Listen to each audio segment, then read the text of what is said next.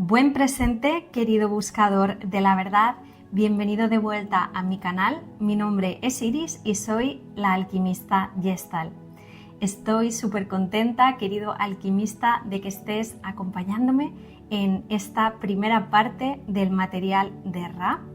He creado una lista de reproducción en la que voy a ir subiendo todas las transcripciones de la canalización de la ley del Uno. Y ahí tienes un vídeo completo, un directo que hice hace unos días explicando con detenimiento qué es la ley del Uno o el material de Ra para que tengas un contexto. Entonces te recomiendo que vayas a ver ese directo en el que también respondo algunas dudas, algunas preguntas de la audiencia. Y en el día de hoy vamos a empezar con la introducción del material de Ra. Entonces, yo voy a ir leyendo todas las canalizaciones y antes de comenzar quiero también compartiros la introducción, que la verdad es un poquito larga, pero es súper interesante y muy útil y necesaria para luego adentrarnos de lleno en la canalización. Si no leemos o en este caso escuchamos la introducción, sí que es verdad que la información que va a llegarte quizás no llega con tanta fuerza o con tanto poder. Es, desde mi punto de vista, de mucho valor que sepamos cómo estas tres personas, Don Elkins, Carla Rueckert y Jim McCarthy, llegaron a esta extraordinaria canalización. Y sin duda su experiencia, su trayectoria, todo lo que nos cuentan, pues va a dar fuerza y va a dar contexto a todo lo que después vas a aprender, vas a recordar, vas a escuchar y vas a interiorizar dentro de ti. Entonces, te recomiendo muchísimo que vayas a ver el directo, pero aún así te voy a hacer un pequeñito resumen antes de empezar directamente a leerte esta primera parte de la introducción. Entonces, lo que vas a escuchar en la introducción es un poquito la historia de cómo estos tres investigadores llegaron a canalizar a esta consciencia de sexta densidad llamada Ra. Nos van a hablar de todo el trabajo previo que realizaron durante los años 80, que fue cuando se realizó la canalización, y muchos años antes. O sea, en total estuvieron como 19 años preparándose para esto, un montón. Entonces, las tres personas principales son el Dr. Elkins, que es el científico, el físico que comenzó a preparar toda esta canalización o toda esta comunicación, lo intencionó, y es la persona que realiza las preguntas, es la persona que nombraremos como interrogador. Luego está Carla Rueckert, que Carla es la canalizadora, es la persona que entra en trance y a través de ella Ra se comunica. Y luego está Jim McCarthy, que es el colaborador, la persona que se encarga de sostener el espacio energéticamente para que todo esté bien mientras se realiza la canalización.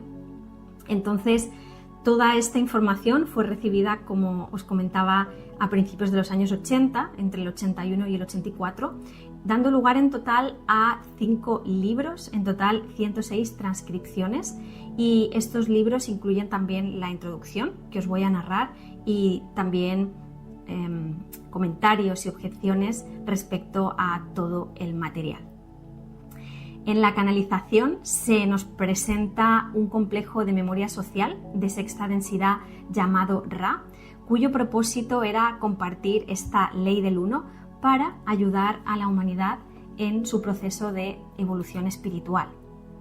Recuerda que en la canalización las personas, en este caso Carla, es un puente de acceso entre diferentes planos frecuenciales y de consciencia, y mediante estados ampliados de consciencia, en este caso un trance o trances profundos, pues Carla se comunica con estos seres de sexta densidad, o también podemos decir que estos seres de sexta densidad se comunican a través de lo que ellos llaman instrumento, a través de Carla, ¿no? Entonces, para acceder a ese contacto, se nos habla de que Carla, en este caso, y bueno, todos los componentes del grupo tienen que estar en coherencia vibratoria, con una misma intención, y una vibración determinada que es la que hace que conecten con la frecuencia de Ra. Al final esto es, en otras palabras, un contacto interdimensional con un ser de otro plano, de otra densidad de conciencia. Podemos llamarlo también, si quieres, pues un contacto extraterrestre. Lo que nos dice la ley del uno, a grandes rasgos, muy resumidamente, es que todas las personas y toda la creación es un solo ser, es una misma conciencia unitaria y que estamos aquí en un proceso de aprendizaje en la Tierra para recordar que somos amor, para recordar que somos luz y estamos aquí para aprender a amar, que es lo que nos va a permitir el ascenso en conciencia y el despertar al pensamiento original, a quitarnos ese velo del olvido. Entonces, el material de Ra es un continuum de información que va despertando nuestras memorias, que va dando luz a nuestras células, a todas las memorias cósmicas que habitan en cada uno de nosotros, porque ya sabéis que somos todo, toda la creación es luz, que nuestras células son luz, todo nuestro ser está vivo y guarda las memorias de toda la historia de la creación. Y eso es maravilloso. Entonces, a medida que nosotros vamos despertando en nuestro interior, dándonos luz a nosotros mismos, con nuestra introspección, con nuestra búsqueda, con nuestro autocuidado y autorresponsabilidad, pues esas memorias se van activando y van dando paso a resonancias nuevas que permiten que llegue a nosotros nueva información.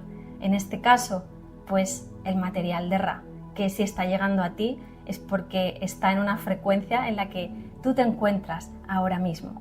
Esto es algo muy bello que también nos cuenta Ra, que nada pasa por casualidad, tú lo sabes, que estás aquí en el canal, nada ocurre por casualidad, todo tiene un sentido profundo.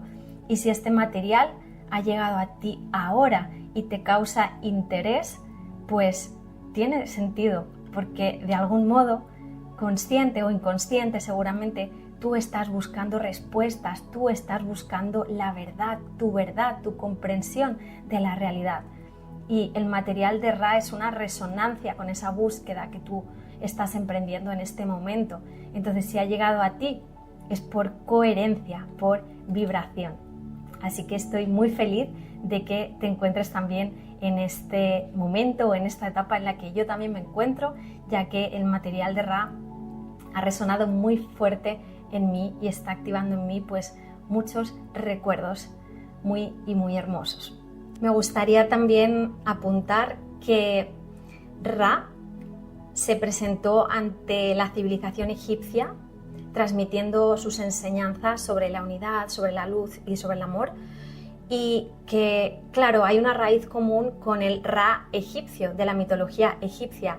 Sí que es una representación de este ser de sexta densidad, Ra, pero nos cuenta en la canalización, en las transcripciones, que hubo una confusión, que el ser humano pues arrojó una versión distorsionada de lo que realmente es este complejo de inteligencia colectiva, y que el contexto humano y cultural pues dio una versión de Ra que no era cierta, que no era pura, ya que se realizaron cultos de poder y de adoración, distorsionando realmente el mensaje de Ra. Entonces Ra nos cuenta en la canalización que cometió errores en el pasado, como tratar de ayudar en esta evolución, por ejemplo, a través de la construcción de las pirámides, y que, bueno, que también han aprendido como complejo de sexta densidad, también están aprendiendo como nosotros, y que ellos lo que quieren y desean es estar al servicio de la evolución de la humanidad en amor y en luz, pero en la no interferencia. Entonces, en este nuevo contacto lo señalan, que ellos quieren ayudar a la evolución, que están al servicio, pero que tratan todo el rato de no interferir en el libre albedrío. Nos cuentan que el verdadero servicio pues no fuerza, solo se ofrece. Ra se presenta como un faro de luz que tú puedes observar para guiarte, pero que en ningún caso es obligatorio que vayas hacia esa luz o que la utilices en tu camino.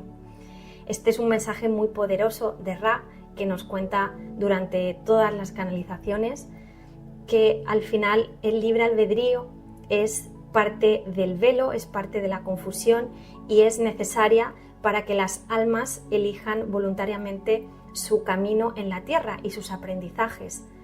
Entonces es importante, por supuesto, que de cara a escuchar todo el material lo hagas desde el discernimiento, que aquello que vibra con tu corazón pues lo integres a ti y permitas que entre en tu psique y en tu alma, y todo aquello que no resuene pues lo dejas ir y listo, no pasa nada.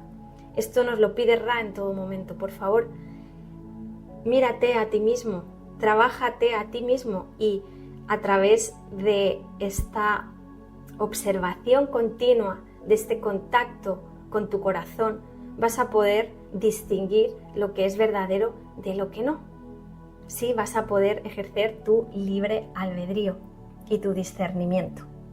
Así que manténlo activado siempre, no solo ahora cuando escuches el material, sino en todo lo que escuches, en todo lo que leas en tu camino del héroe.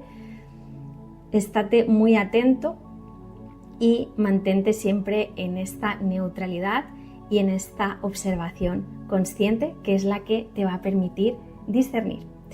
Entonces, dicho esto, querido alquimista, te dejo a continuación con esta primera parte de la introducción en la que Don Elkins y Carla nos van a contar algunas cosas sobre la previa de la canalización con Ra.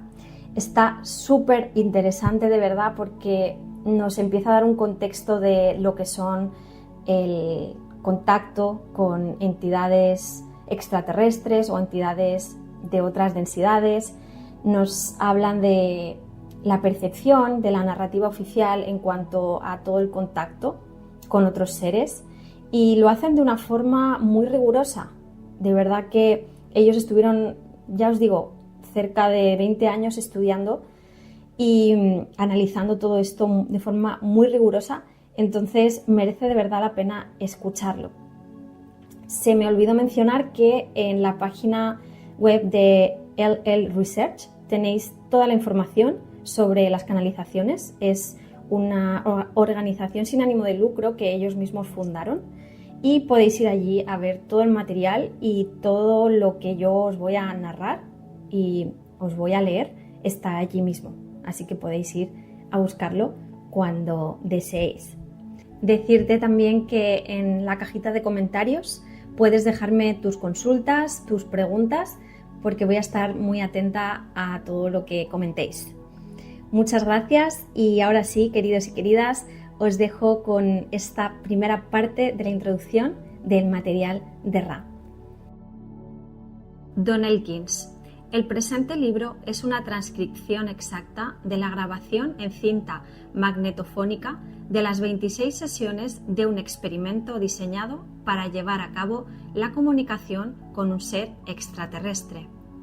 Comenzamos el experimento en 1962 y hemos perfeccionado el proceso durante 19 años. En 1981, los resultados experimentales de nuestros esfuerzos cambiaron profundamente en calidad y precisión. Este libro es simplemente un registro del inicio de esta última fase de nuestro trabajo. Desde que comenzó nuestro trabajo experimental e incluso antes de que formásemos oficialmente un grupo de investigación, la confusión acerca de la naturaleza de nuestra investigación fue considerable. Quisiera manifestar que considero que mi punto de vista es puramente científico. Como base para su valoración, muchos lectores de este material han partido de un sesgo filosófico asumido previamente, que varía desde lo que llamaría objetivamente científico a lo subjetivamente teológico. La finalidad de nuestro grupo de investigación no es otra que tratar de facilitar los datos experimentales. Indudablemente, cada lector alcanzará su propia y particular conclusión sobre el significado de este corpus de datos. En los últimos años ha habido gran controversia sobre fenómenos que resultaban aparentemente incompatibles con los métodos admitidos de investigación científica, entre los que se incluyen los ovnis, el poder de doblar metales con la fuerza mental, la cirugía psíquica y muchos otros, aparentemente milagrosos. Ciertamente, demostrar o refutar cualquiera de estos presuntos fenómenos no es tarea propia del observador casual. Sin embargo, la mayor parte de la opinión pública generada en relación con estos eventos parece ser producto de una investigación rápida y superficial. Tras cerca de 30 años de investigación y experimentación en el ámbito de los denominados fenómenos paranormales, debo recomendar precaución extrema al alcanzar una conclusión. Mientras haya posibilidad de ganar dinero, popularidad o pasar un buen rato gastando una broma, entonces normalmente habrá alguien que trate de hacerlo. En consecuencia, el ámbito paranormal o psíquico es el primer objetivo del embaucador, y el investigador meticuloso normalmente tiene que procesar grandes cantidades de datos basura antes de hallar un posible tesoro oculto de naturaleza real, lo que es particularmente cierto en el caso de la cirugía psíquica filipina y en el amplio ámbito de la comunicación espiritual en general. Creo que el paradigma científico actualmente aceptado está lejos de ser el adecuado. En mi opinión, nuestra actual filosofía natural es un caso muy particular dentro de un caso mucho más general, todavía sin desvelar. Espero que nuestra investigación esté en la dirección de ese descubrimiento. Tras asimilar varios millones de palabras de supuesta comunicación extraterrestre, opino igualmente que este libro y los volúmenes subsiguientes del material Ra contienen la información más útil que he hallado.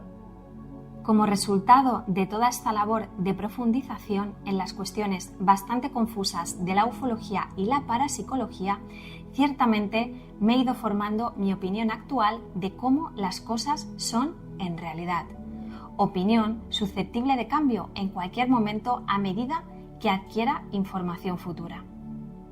El presente libro no pretende ser un tratado de mi opinión, por lo que no trataré de defender su validez. Lo que sigue es la mejor estimación que puedo realizar sobre lo que creemos que estamos haciendo. Solo el tiempo juzgará la exactitud de dicha estimación. Nuestro grupo de investigación emplea lo que prefiero denominar telepatía de trance sintonizado para comunicarse con una raza extraterrestre llamada Ra. Utilizamos el idioma inglés porque Ra lo conoce. De hecho, Ra sabe más de él que yo mismo. Ra visitó la Tierra hace alrededor de 11.000 años, en una especie de misión extraterrestre con el objetivo de ayudar a la evolución mental del ser humano. Habiendo fracasado en su intento, se retiró de la superficie del planeta, pero continuó realizando un seguimiento estrecho de las actividades llevadas a cabo en él, razón por la que cuenta con amplia información sobre nuestra historia, idiomas, etc.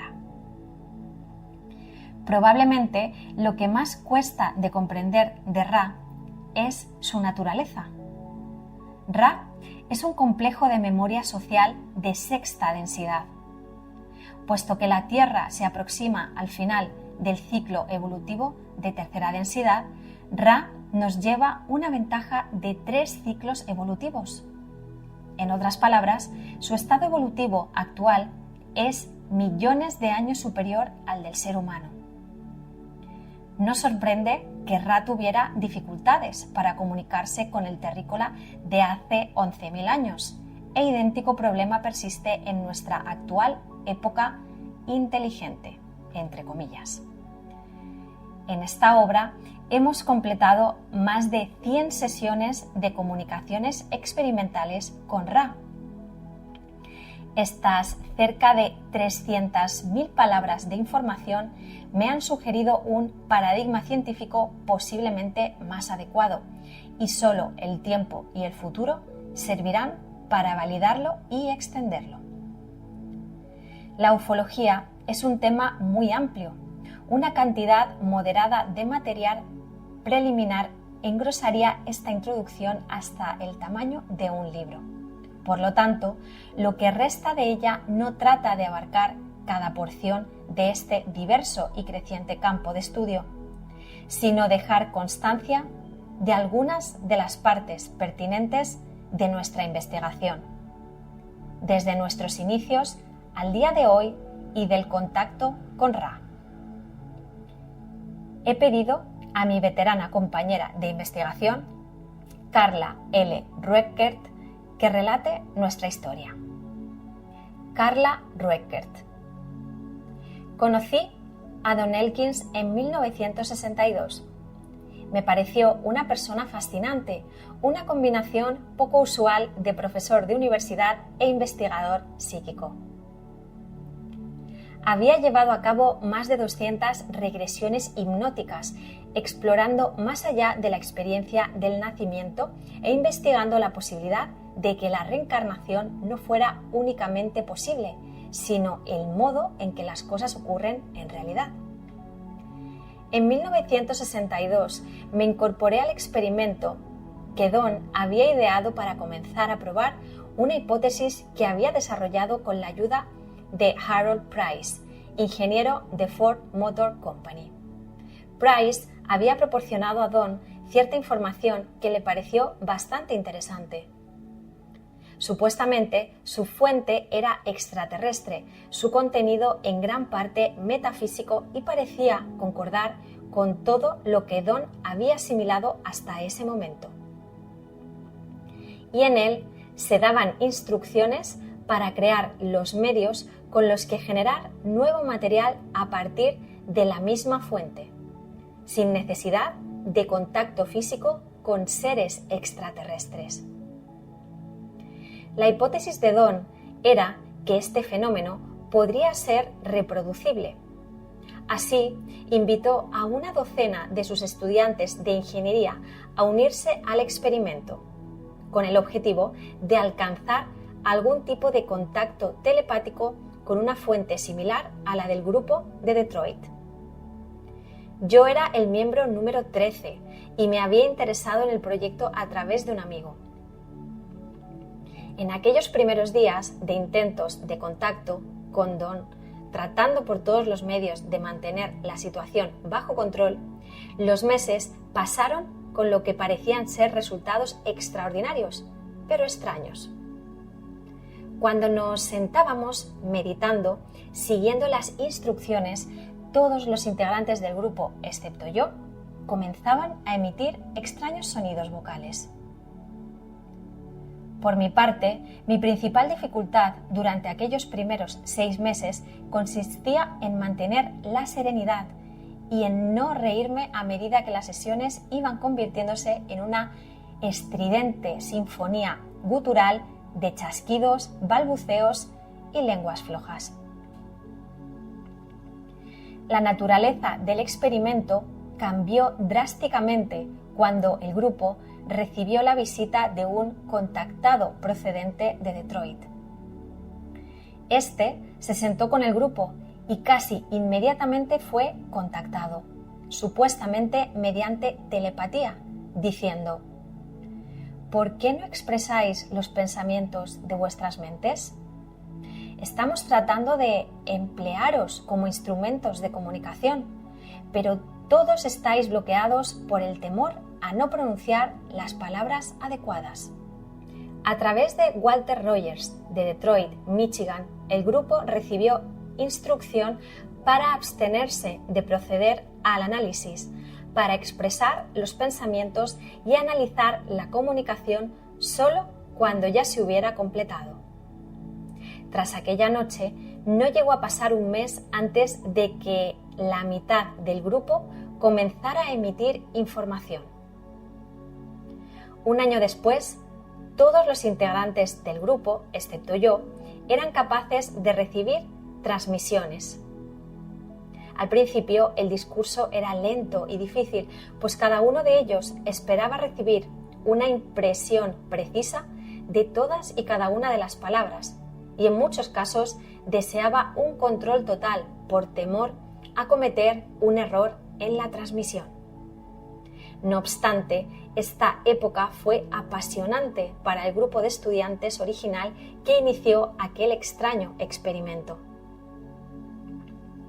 En enero de 1970 dejé mi puesto de bibliotecaria en una escuela privada de Louisville y fui a trabajar con Don a tiempo completo. Para entonces, él ya estaba convencido de que el gran misterio del ser podría investigarse del mejor modo mediante la indagación en las técnicas para el contacto con inteligencias extraterrestres, y estaba decidido a redoblar sus esfuerzos en ese sentido. Durante ese periodo, Don trabajó en muchos ámbitos relacionados con la investigación OVNI, tratando siempre de componer el rompecabezas. Para nosotros, una de las grandes piezas de ese rompecabezas era la cuestión de cómo los ovnis podían materializarse y desmaterializarse. El fenómeno parecía plantear una física que todavía no habíamos comprendido y un ser capaz de utilizarla. Don había asistido a numerosas sesiones de espiritismo, él solo, antes de que me incorporase a su investigación, y de manera sistemática había procedido a tachar cada nombre que tenía en su lista. Buscaba una manifestación de la materialización, no una que pudiera demostrar a cualquier otra persona, sino una que él mismo pudiera creer. Consideraba que las materializaciones que se manifestaban en las sesiones eran quizá de idéntica o similar naturaleza a las de los ovnis.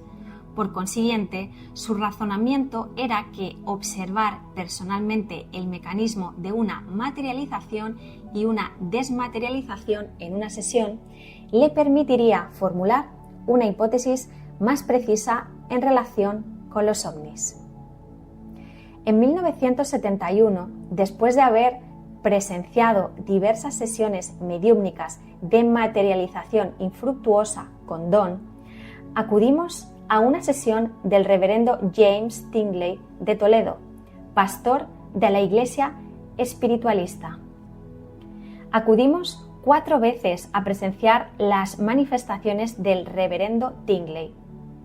Antes de la primera sesión, Don había procedido a examinar por encima el interior y el exterior del modesto lugar de reunión del reverendo Tingley.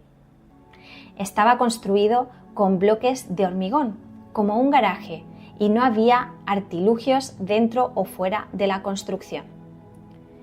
Yo no sabía lo que Don estaba haciendo, simplemente me senté y esperé a que comenzara la sesión. Este último punto es importante al hablar sobre la investigación psíquica de cualquier tipo. Don siempre ha dicho que uno de mis puntos fuertes como colega de investigación es mi gran credulidad. Casi todo el mundo puede gastarme una broma, porque no la capto rápidamente. Tengo un modo de tomar las cosas como vienen y de aceptarlas crédulamente, y solo después analizo lo que ha ocurrido. Esa credulidad es un factor vital para obtener buenos resultados en la investigación paranormal, pues el deseo de obtener una prueba conduciría inevitablemente a resultados nulos y a experimentos carentes de frutos. Una mente abierta y una disposición para confiar conducen a su poseedor a una especie de seguridad subjetiva y personal, que no equivale a la prueba, pues no puede reproducirse sistemáticamente en los demás. Sin embargo, este conocimiento subjetivo es parte central de la evolución espiritual a la que Ra se refiere tan convincentemente en este volumen y que hemos investigado durante muchos años. La sesión comenzó, como todas a las que he asistido, con la repetición de la oración del Padre Nuestro y el canto de himnos como Rock of Ages, Roca de la Eternidad, y I Walked in the Garden, Pasé en el jardín. Había aproximadamente 26 personas en aquella sala desnuda, sentadas en sillas rectas, formando un círculo oval. El reverendo Tingley se había retirado tras una simple cortina y también se encontraba sentado en una silla plegable.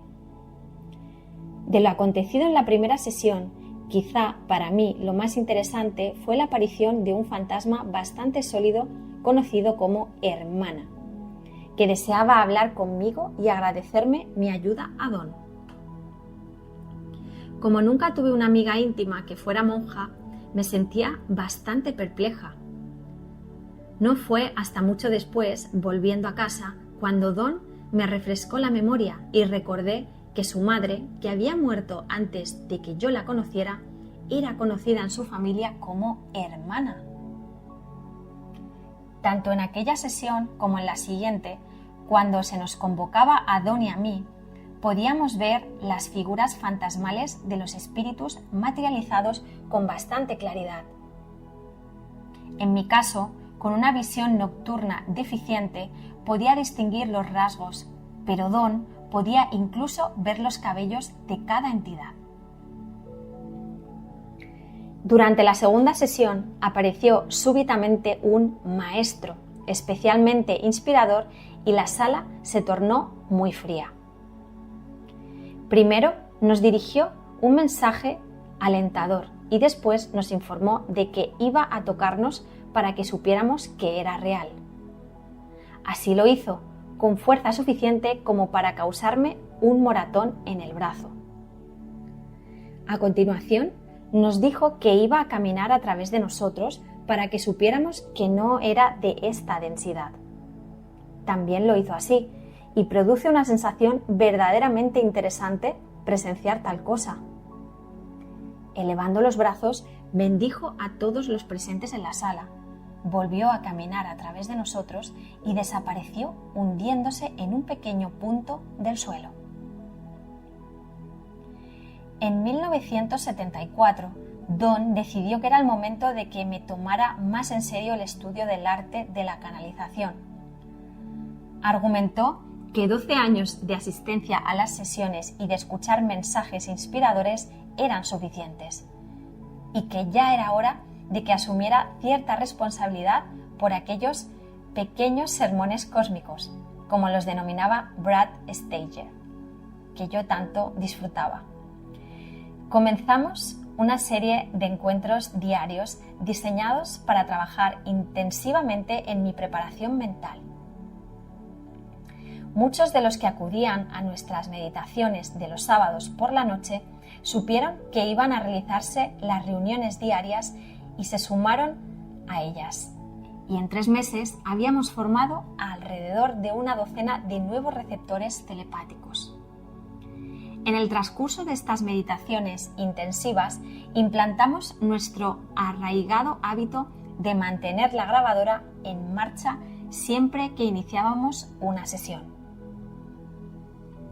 Empleando parte del gran corpus de material que nuestro grupo había registrado, compilé un manuscrito no publicado, Voices of the Gods, Voces de los Dioses, que ofrecía de manera sistemática el punto de vista extraterrestre tal como había quedado grabado en las reuniones de nuestro grupo.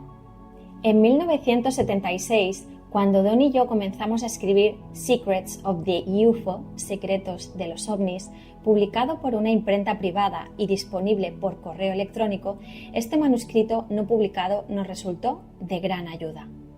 Durante este periodo se produjo otro hecho de sincronía.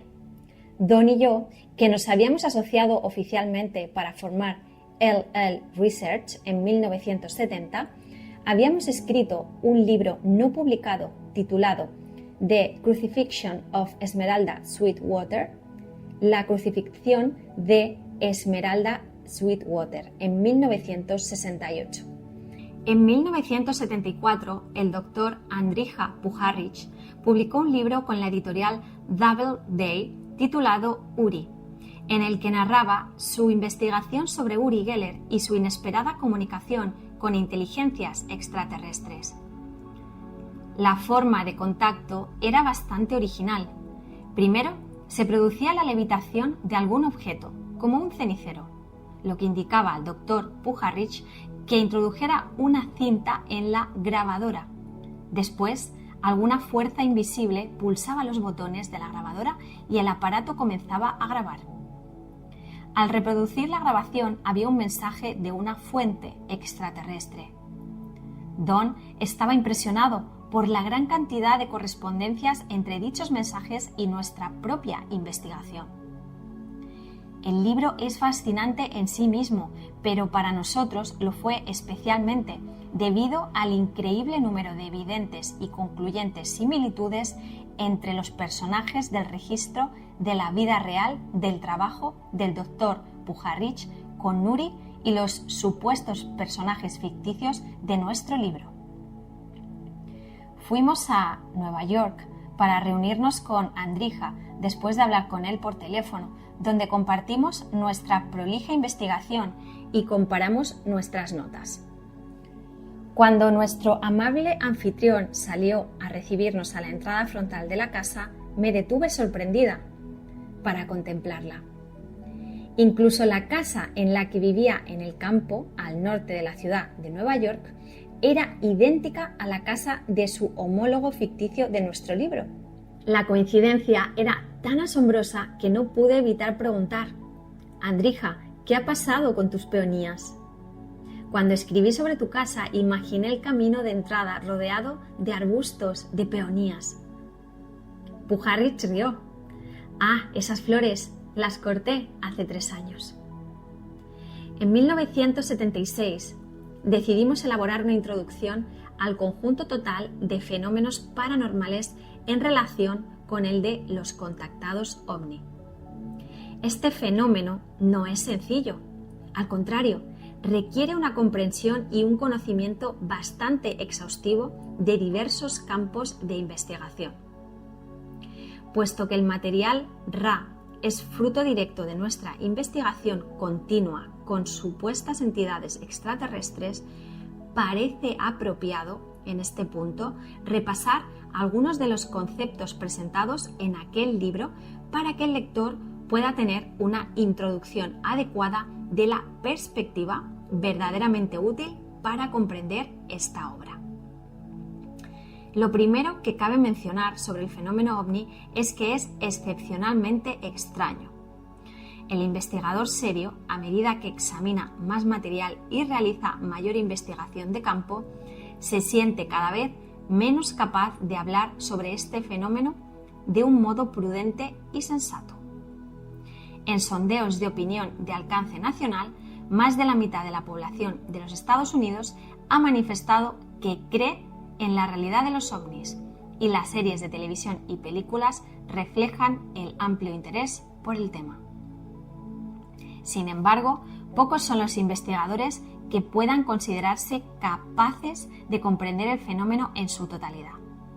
El doctor J. Allen Hynek ha denominado a esta cualidad de la investigación el factor de gran extrañeza y ha relacionado la medida del factor con la probable validez del caso. Algunas de las personas que avistan ovnis no son capaces de recordar un determinado lapso de tiempo tras el encuentro. Después del avistamiento, la persona continúa con su rutina diaria hasta que en un momento dado se da cuenta de que ha perdido cierto periodo de tiempo, para lo que no encuentra explicación. Con mucha frecuencia, estas mismas personas informan de una especie de irritación visual o conjuntivitis y en ocasiones de problemas cutáneos. En casos extremos, la persona que ha avistado un ovni y perdido un lapso de tiempo desarrollará un cambio de personalidad, por lo que necesitará ponerse en contacto con un psicólogo o psiquiatra que le ayude. El doctor R. Leo Sprinkle profesor de psicología de la Universidad de Wyoming, ha llevado a cabo reuniones anuales con personas que han experimentado este y otros tipos de encuentros cercanos. Ha sido en la terapia psiquiátrica donde se ha investigado uno de los casos más conocidos de contactos ovni, el de Betty y Barney Hill. El matrimonio Hill había visto un ovni y había perdido cierto lapso de tiempo, pero ambos consiguieron reducir la repercusión de estos hechos en sus mentes lo suficiente como para continuar con su vida cotidiana. Sin embargo, durante un periodo de varios meses comenzaron a sufrir pesadillas y ataques de ansiedad. El psiquiatra al que acudieron para solicitar ayuda solía utilizar la hipnosis regresiva para el trabajo terapéutico. Trabajó con cada miembro de la pareja por separado y para su sorpresa descubrió que cuando les hacía regresar al motivo de su ansiedad, tanto el señor como la señora Hill relataban la historia de haber sido subidos a bordo de un ovni mientras estaban conduciendo, examinados médicamente y devueltos a su coche. A lo largo de los años, Don y yo hemos investigado bastantes casos interesantes, pero quizá la descripción de uno bastará para mostrar algunas de las características más sobresalientes del carácter insólito propio de lo que el Dr. Hynek denominaba encuentros cercanos de tercer tipo. En enero de 1977, apenas unas 18 horas después de la experiencia ovni de nuestro testigo, nos llamó un amigo, el hipnotizador Lawrence Allenson, con quien había contactado la madre del mismo, pues estaba sumamente preocupada por su hijo. Concertamos una cita con él, un joven de 19 años que había terminado el instituto y trabajaba como conductor de camión. Había visto una nave de unos 12 metros de largo y 3 de alto, del color del sol poniente, a muy baja altitud y a una distancia aproximada de 30 o 45 metros. La nave era tan brillante que contemplarla le dañaba los ojos, aunque no podía apartar la vista de ella. Experimentó un inmenso temor y perdió toda sensación de estar conduciendo. Cuando se encontraba justo por debajo del ovni, este se alejó súbitamente a toda velocidad y desapareció. Al llegar a casa, su madre se alarmó, pues tenía los ojos completamente inyectados en sangre. Pudo determinar con exactitud el tiempo perdido, puesto que había salido de casa precisamente al terminar un programa de televisión, y así pudo establecer el momento de su regreso. Había perdido 38 minutos de su vida. El joven deseaba someterse a la hipnosis regresiva para encontrar su tiempo perdido. Acordamos realizarla y tras una prolongada inducción al estado hipnótico, el testigo alcanzó la concentración adecuada y regresó al punto en que se encontraba justo por debajo del ovni. Súbitamente se encontró en su interior, en una sala circular que parecía al menos el doble de alta de lo que aparentaba la nave desde el exterior. Observó 3 objetos, ninguno de los cuales parecía humano. Uno era negro, el otro rojo y el tercero blanco. Los 3 parecían alguna especie de máquina. Cada entidad parecía tener una personalidad, aunque ninguna hablaba con el joven, que fue sometido a una especie de examen físico.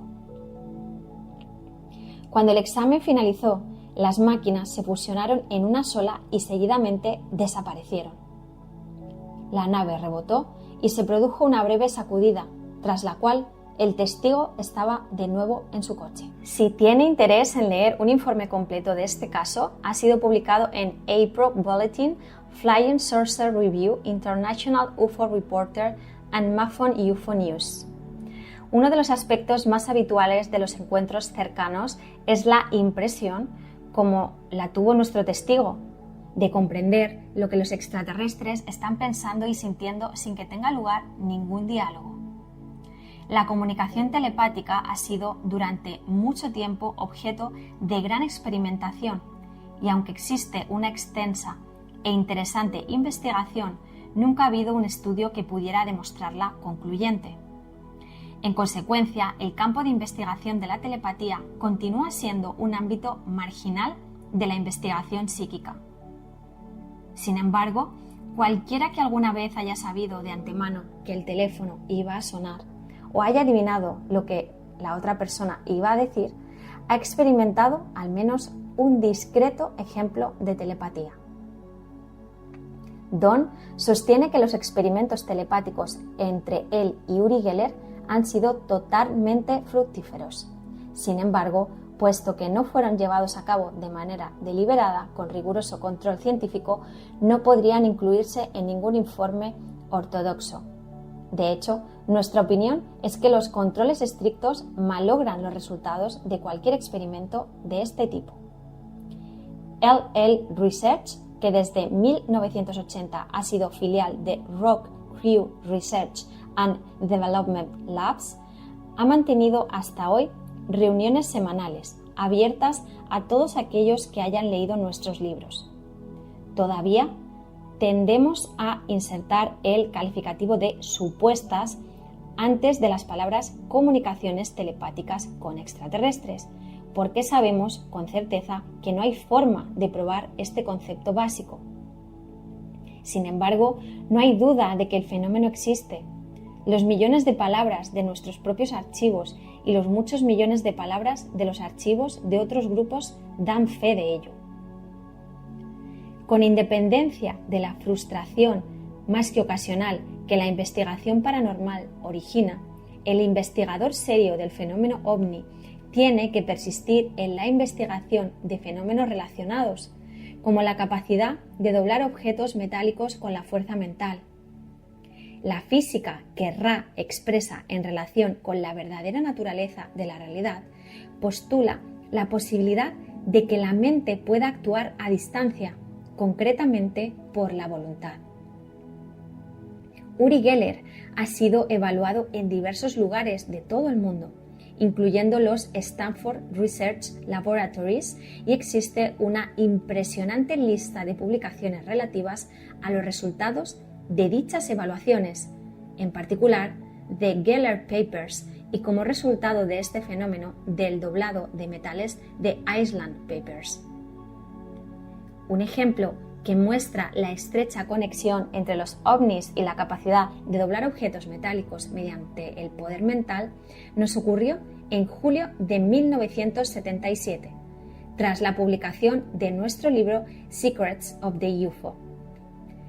Se nos había entrevistado en un programa local y una mujer de una población cercana había escuchado la emisión y estaba muy interesada en lo que teníamos que decir, puesto que su hijo, un adolescente de 14 años, había tenido un encuentro con un ovni. El chico se había despertado al oír un silbido. Fue a la puerta y vio una luz tan brillante que le cegó momentáneamente. Como suele ocurrir, esa misma noche otras personas de las cercanías también habían visto luces en el cielo. La mujer nos escribió una carta y Don la llamó inmediatamente y le pidió permiso para hablar con su hijo. Tras interrogar al joven, Don le pidió que tomara un cubierto y que lo doblara sin sujetarlo firmemente o sin hacer fuerza. El chico tomó un tenedor, hizo lo que Don sugirió y el tenedor se dobló inmediatamente casi en dos.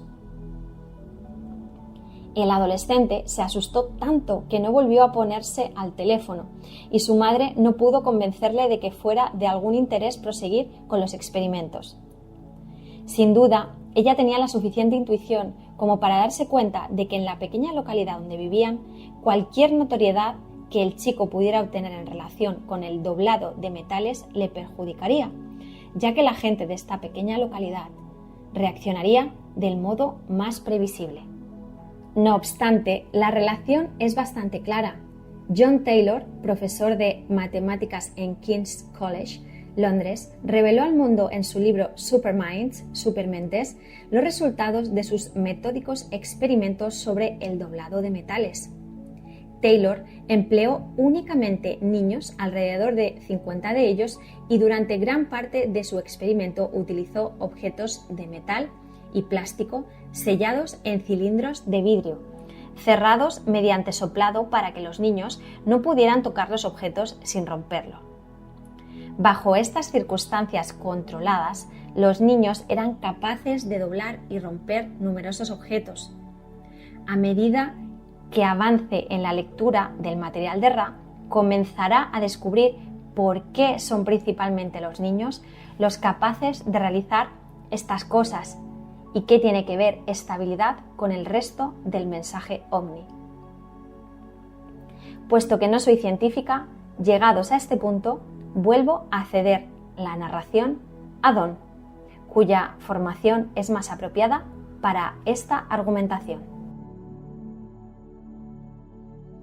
Muy bien, querido alquimista, pues hasta aquí la primera parte de la introducción al material de Ra. Queda todavía una parte, así que te la iré narrando en próximas sesiones. Y fíjate qué interesante lo que nos van comentando Don Elkins y Carla acerca del fenómeno extraterrestre, acerca del contactismo. Recordad que la mayoría de contactos, de testimonios, tienen lugar a través de un contacto interdimensional, podemos decir. No son siempre apariciones físicas en nuestro espectro de 3 dimensiones espaciales, sino que muchas veces estos seres están en otros planos, en otras densidades de conciencia, y la comunicación es mental, la comunicación es telepática. La mayor parte de los seres que contactan no vienen de un lugar físico. A veces sí, atraviesan densidades y se manifiestan, pero no siempre es así. En muchos casos, el contacto tiene lugar a través de la mente, de un modo frecuencial y vibracional. Muy interesante también lo que nos cuentan de que parte de los contactados, algo que ocurre en el fenómeno extraterrestre, es que pierden la noción del tiempo. Es decir, durante un periodo de tiempo olvidan lo que ha sucedido y luego posteriormente, con regresiones, etc., pues recuerdan que han sido contactados, que han sido abducidos, que han estado en contacto directo, en particular en aquellas personas que describen haber tenido un encuentro en cuarta fase, es decir, un contacto directo con los otros seres. Se produce esta pérdida espacio-temporal, las personas de repente se ven en un lugar que no saben cómo han llegado hasta ahí, o miran el reloj y ven que ha pasado un tiempo que no saben en qué momento ha pasado. Ellos tienen la percepción de que ha pasado menos tiempo y ha pasado mucho más. Estas son algunas de las peculiaridades también del contactismo. Y bueno, hasta aquí esta primera parte. Espero de todo corazón que esta información esté llegando a ti en el momento en el que la necesitas, respondiendo quizás a tu llamado inconsciente, a toda esta información. Todo lo que se viene del material de Ra está súper interesante y aquí estaré en próximas sesiones narrándote la parte de la introducción que queda y todas las canalizaciones. Dicho esto, querido buscador de la verdad, te leo en comentarios, puedes dejarme tus consultas, que la luz de la consciencia ilumine siempre tu camino y nos vemos como siempre al otro lado de la mente. Hasta muy pronto.